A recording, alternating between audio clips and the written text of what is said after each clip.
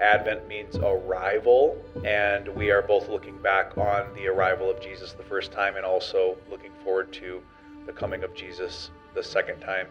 You and I thought it was a good idea to focus specifically on the theme of darkness and light.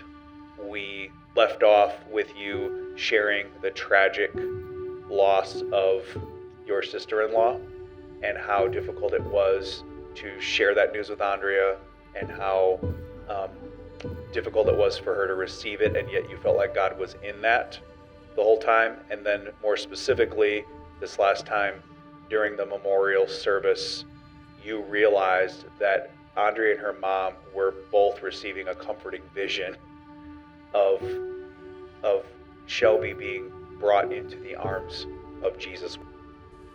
It's just hard to get through, right? Yes. And I think that's true for everyone. Everyone.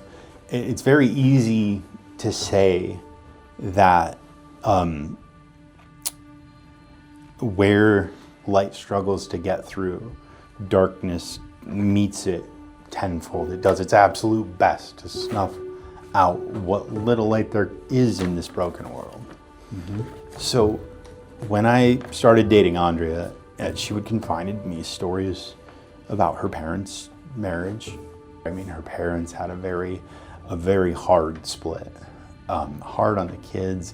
Each one of them is affected in very different ways, and that's not even to talk about what that's done to each of her parents. There's just a lot of darkness involved. The world actually is dark, and Matthew 4 says the people living in darkness, quoting Isaiah 9, have seen a great light. So we live in a broken world. We did back then, we do now.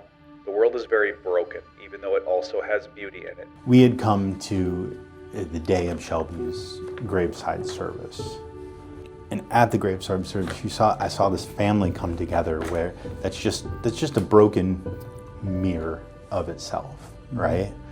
And it's a weird feeling to watch all these people get together and be united by this event that is in and of itself hell. We can't fix our problem on our own. Matthew 4 continues, the people living in darkness have seen a great light. Upon those living in the land of the shadow of death, a light has dawned. God has come from the outside to bring us something, to bring us healing and hope that we can't achieve on our own.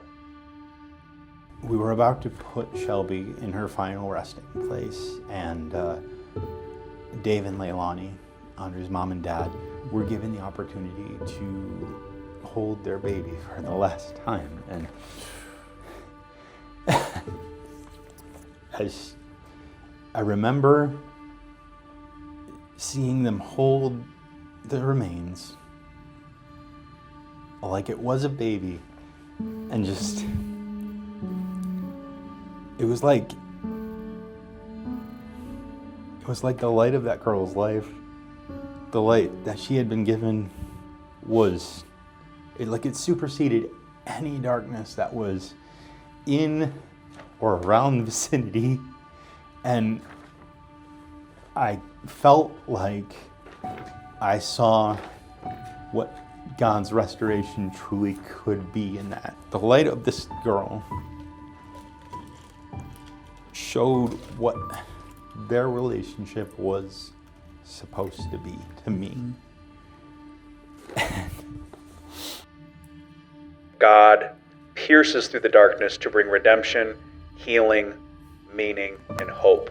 John in John 1 says, the light shines in the darkness, and the darkness has not overcome it. Honestly, I think about that moment regularly.